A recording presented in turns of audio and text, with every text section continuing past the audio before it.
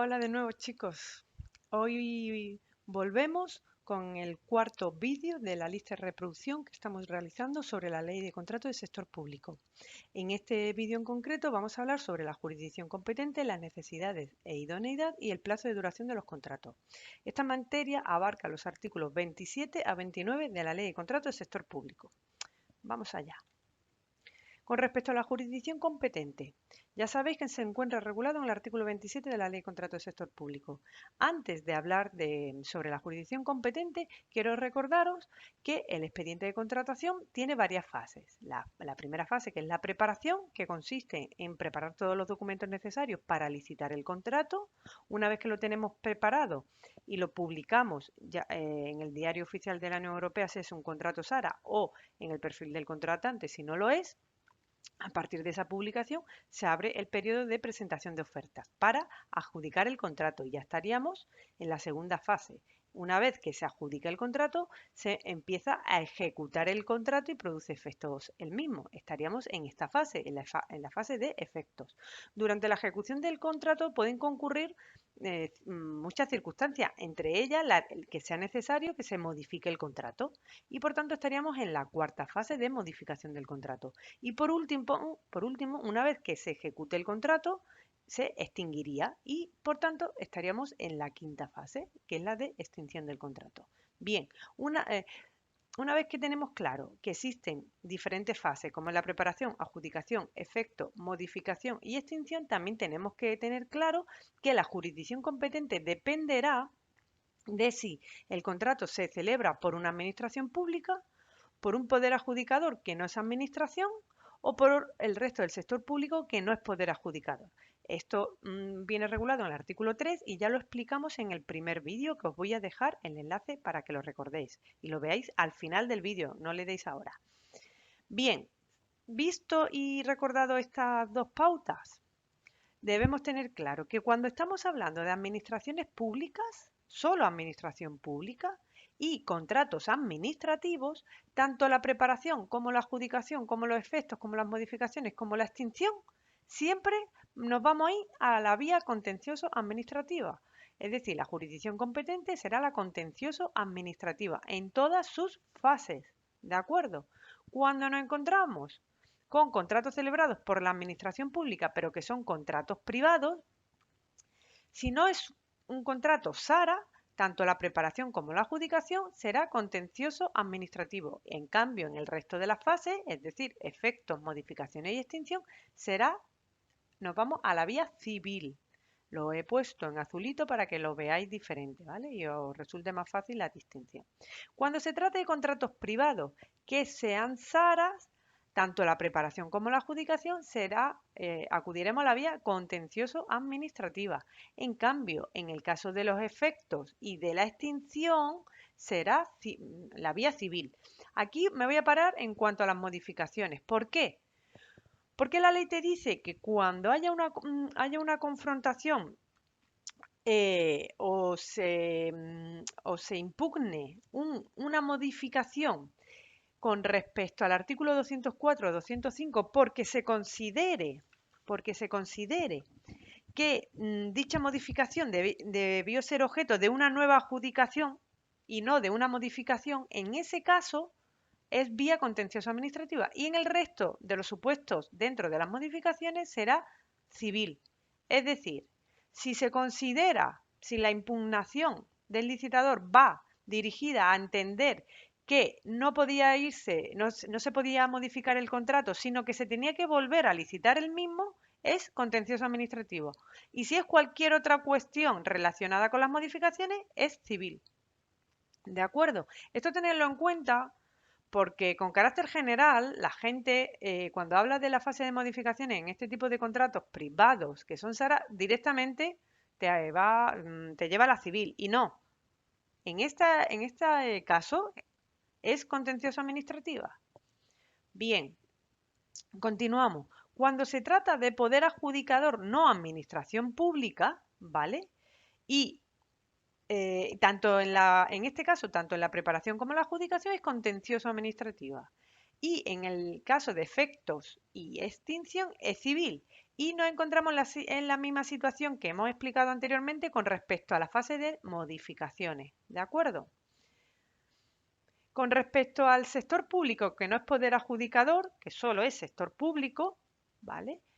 Nos encontramos con que tanto la preparación como la adjudicación es contencioso administrativa y el resto de fases, es decir, efectos, modificación y extinción, es civil. Y los contratos subvencionados sujetos a regulación armonizada, tanto la fase de preparación como adjudicación nos vamos al contencioso administrativo, los efectos y la extinción nos vamos a la vía civil y la modificación al contencioso administrativo. Tened en cuenta, para que lo veáis claramente, siempre la preparación y adjudicación siempre es contencioso administrativo. Siempre. ¿Por qué? Porque el contencioso administrativo es más garantista, exige más, ¿vale? ¿Y por qué? Porque las fases de preparación y adjudicación son las fases en las que la ley es más garantista, más que nada porque la adjudicación del contrato eh, lo que se intenta es adjudicar a aquella empresa que presenta la mejor oferta relación calidad-precio, ¿vale? Y eso es lo más garantista es acudir a la vía contenciosa administrativa. Lo más garantista desde el punto de vista de la administración, me refiero. Creo que esto queda relativamente claro, ¿vale? Aquí os lo he puesto en este cuadro para que os resulte más sencillo, o he puesto en verde cuando es vía contenciosa administrativa y en azul cuando es civil. Bien, pues continuamos. Artículo 28 de la Ley de Contrato del Sector Público. Habla de la necesidad, idoneidad y eficiencia en la contratación. ¿Qué dice este artículo? Aquí os he hecho un resumen, no os traslado ni os copio el artículo, ¿vale? Os lo intento explicar para que lo entendáis. La lectura del artículo la podéis hacer vosotros. Pero cosas importantes que quiero que tengáis en cuenta. Señala, las entidades del sector público. Fijaros, dice entidades del sector público, no dice administraciones públicas ni poder adjudicador. Dice entidades del sector público, es decir, todas. Solo podrán celebrar los contratos que sean necesarios para el cumplimiento y realización de sus fines institucionales. Es decir, aunque dispongan de medios económicos, no pueden realizar contratos que no necesiten.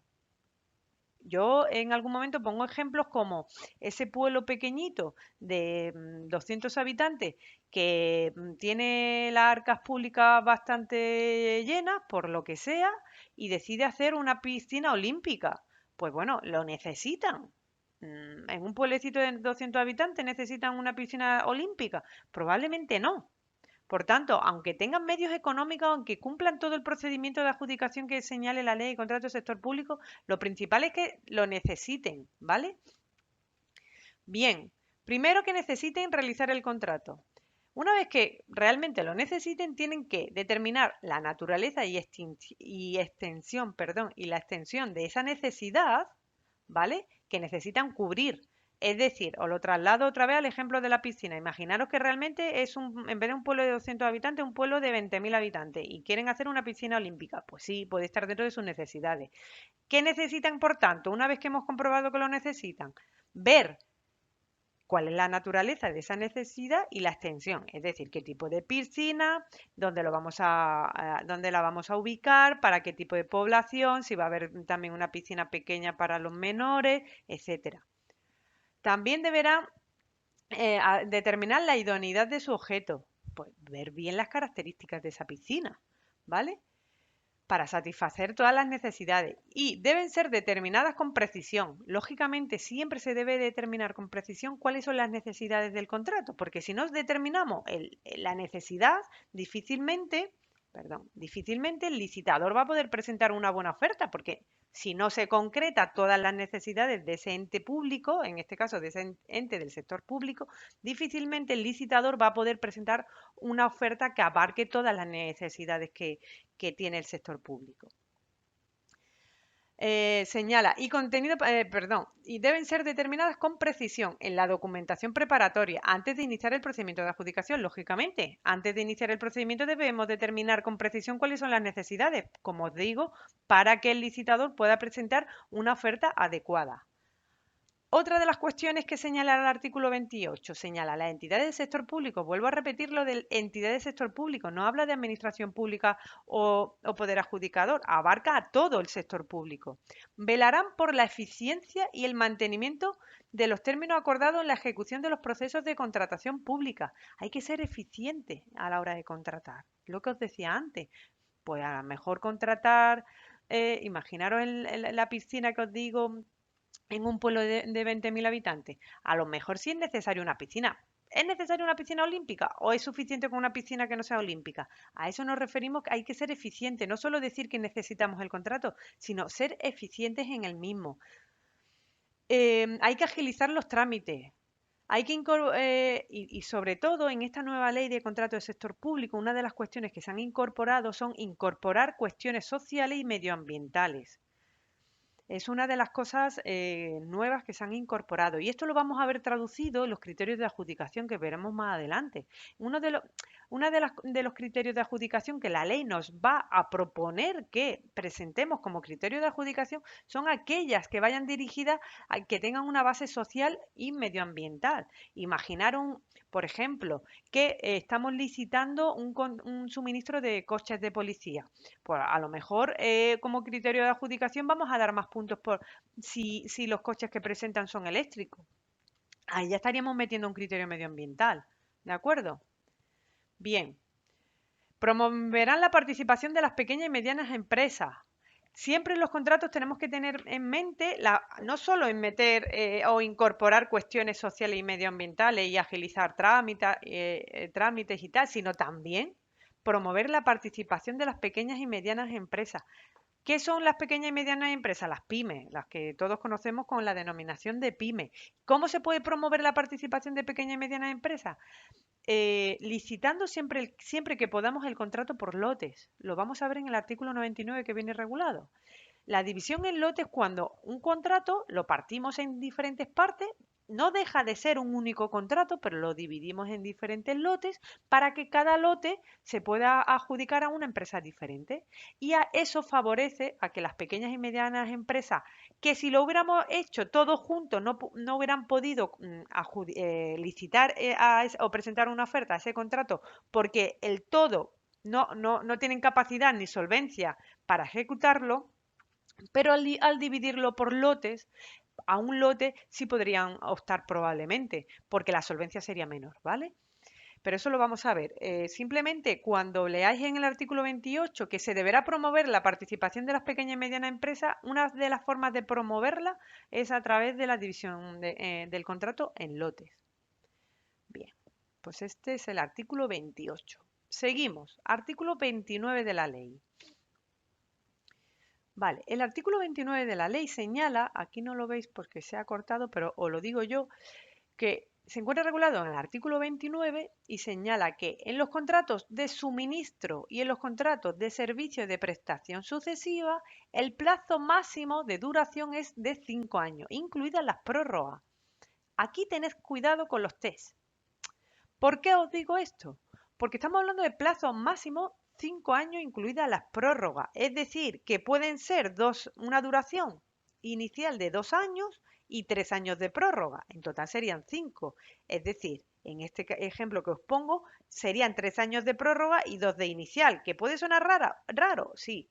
¿Por qué? Porque las prórrogas van a ser mayores que el plazo inicial. Pero aún así es factible con esta ley de contrato. Con la anterior no. Con la anterior no podía ser así. Pero con esta sí, por tanto, un contrato de 2 años más 3 de prórroga es factible en el caso de los suministros y de servicios de prestación sucesiva. ¿De acuerdo? Bueno, un contrato de servicio de prestación sucesiva es, por ejemplo, un contrato de limpieza, porque siempre hay que limpiar las calles, ¿vale? A esto tiene excepciones. Esta duración máxima de 5 años tiene excepciones y son en los contratos de suministro y servicio la duración puede ser mayor a la de 5 años que hemos señalado cuando lo exija el periodo de recuperación de las inversiones directamente relacionadas con el contrato. Es decir, si nosotros hemos hecho en un contrato de servicio una inversión que ha transcurrido el plazo de 5 años y todavía no hemos recuperado esa inversión, pues el plazo de duración puede ser mayor, porque es que de lo contrario el contratista perdería dinero y nadie licitaría ese contrato, ¿de acuerdo? Otra de las excepciones, el contrato de servicio de mantenimiento que se concierte conjuntamente con el de compra del bien a mantener, cuando dicho mantenimiento solo puede ser prestado por razones de exclusividad por la empresa que suministró dicho bien. Podrá tener como plazo de duración el de la vida útil del producto adquirido. Imaginaros que nosotros estamos, que hemos adquirido una fotocopiadora marca X y el servicio de mantenimiento solo puede ser realizado por esa empresa por lo que sea. Pues, por tanto, el contrato de servicio debe durar lo mismo que la vida útil de la fotocopiadora o de la impresora, no sé lo que he dicho. ¿Me explico? Si nosotros adquirimos una fotocopiadora que tiene una vida útil de 10 años, el contrato de servicio de mantenimiento de esa fotocopiadora podrá durar 10 años, ¿vale? Pero fijaros, siempre y cuando que deba ser prestado por razones de exclusividad, por lo que sea, porque no haya otra empresa, porque esa empresa sea la única que conozca las características técnicas de esa fotocopiadora, etcétera. Otra excepción, en los contratos de servicios relativos a los servicios a las personas, un plazo de duración mayor cuando ello fuera necesario para la continuidad de aquellos tratamientos a los usuarios en los que el cambio del prestador pudiera repercutir negativamente. Os pongo un ejemplo de un contrato de servicio relativo a los servicios a las personas. Imaginaros un servicio de ayuda a domicilio para las personas mayores. En ese caso, es muy importante la continuidad de que el prestador de ese servicio sea siempre el mismo, porque por razones de salud para las personas mayores es importante que siempre vaya la misma persona a ayudarles en casa, en la ayuda a domicilio. ¿Me explico? Entonces, en ese caso sí. ¿Por qué? Porque prima que el servicio se preste con las mayores garantías en este caso, hacia las personas mayores. Eso prima por encima del plazo de duración de 5 años. Entonces, en esos casos, el plazo del contrato de servicio podrá ser mayor. ¿Por qué? Porque puede repercutir negativamente en el objeto del contrato, que es el ayudar a las personas mayores. Todo esto que os he comentado es con respecto al contrato de suministro y con respecto al contrato de servicio de prestación sucesiva. Con respecto al contrato de concesión de obra y de concesión de servicio, señala que si sobrepasa el plazo de 5 años de duración máxima, no puede ceder del tiempo que se calcule razonable para que el concesionario recupere la inversión. En todo caso, no excederá, incluidas las prórrogas de los siguientes plazos de los siguientes años que vamos a señalar ahora. Es decir, que a priori el plazo son 5 años de duración máxima. ¿Vale? Dice, pero si sobrepasa el plazo de 5 años, no puede ceder el plazo que se calcule en el que el contratista o el concesionario en este caso recupere la inversión.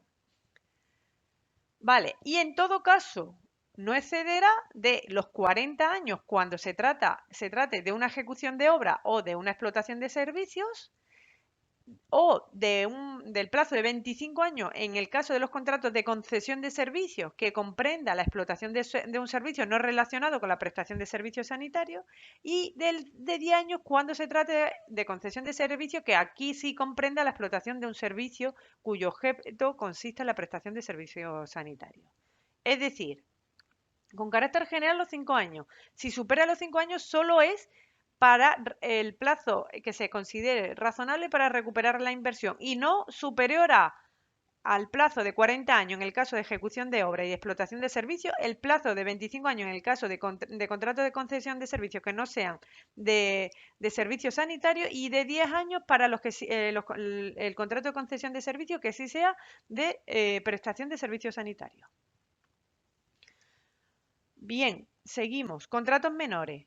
Los contratos menores solo pueden tener una duración de 1 año, pero también tiene excepciones. ¿Cuáles son las excepciones? Los casos en los que en los casos de los contratos de servicios complementarios de un contrato menor de obra podrán tramitarse también como contratos menores, aun cuando su duración exceda del año previsto en el apartado siguiente de este artículo, siempre que cumplan los requisitos previstos del artículo 118, que su duración no exceda de 30 meses y que el exceso sobre el año de duración venga justificado exclusivamente por la duración del periodo de garantía establecido en el contrato de obra de la obra principal y los trabajos relacionados con la liquidación de dicho contrato principal. Por ejemplo, un contrato de servicio complementario de un contrato de obra puede ser el contrato de seguridad y salud de la obra, ¿vale? Entonces, si tenemos un contrato complementario de la obra, lo lógico es que ese contrato de servicio complementario de la obra dure lo que dura la obra, ¿vale? Esa es la excepción, la única excepción de un contrato, de que un contrato menor tenga una duración superior a un año, pero con estos requisitos que cumpla lo del artículo 118, que no exceda de 30 meses y que venga justificado exclusivamente por la duración del periodo de garantía establecido en el contrato de obra. Bien, con respecto a las prórrogas vienen reguladas en el artículo 29.2 de la Ley de Contratos del Sector Público.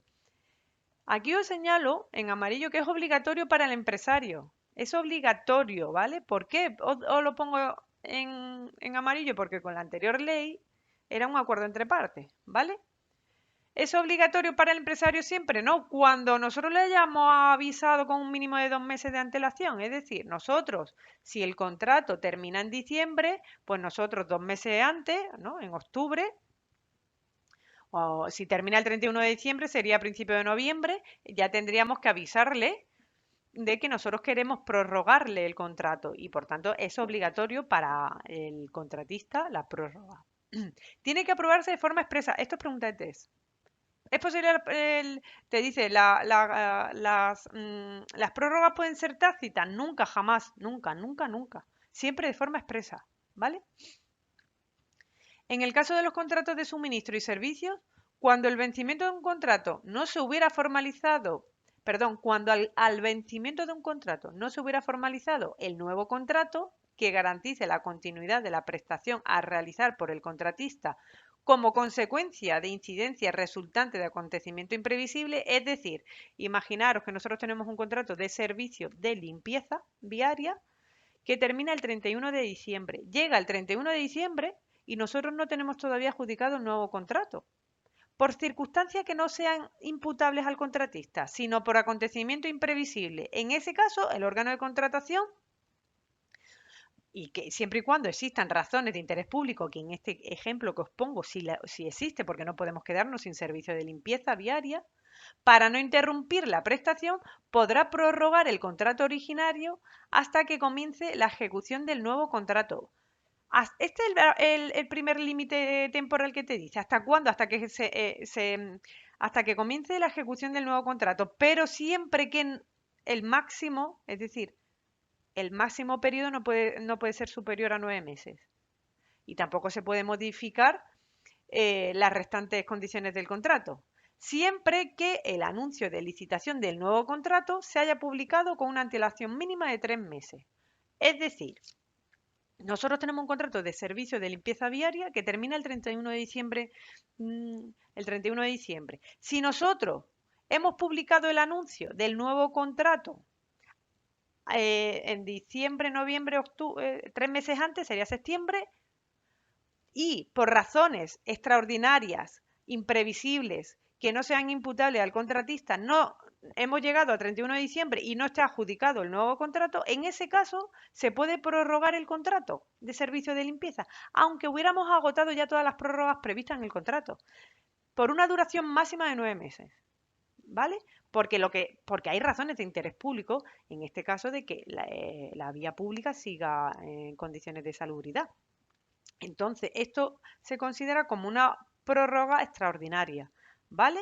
Es decir, imaginaros un contrato de servicio de prestación sucesiva que tiene un plazo máximo de 5 años, por ejemplo, 2 años iniciales más 3 de prórroga, y una vez transcurridos estos 5 años nos encontramos en que se llega al 31 de diciembre y no tenemos adjudicado el contrato por las razones imprevistas que no sean imputables al contratista, pues en ese caso se puede prorrogar de forma extraordinaria el contrato por un periodo no superior a 9 meses y siempre y cuando la licitación del nuevo contrato se hubiera publicado con 3 meses de antelación. Pues espero que esto haya quedado claro y que por favor os suscribáis si os ha gustado, le deis a la campanita de notificación y nos volveremos a ver o a escuchar en este caso la próxima semana con un nuevo vídeo. Muchísimas gracias.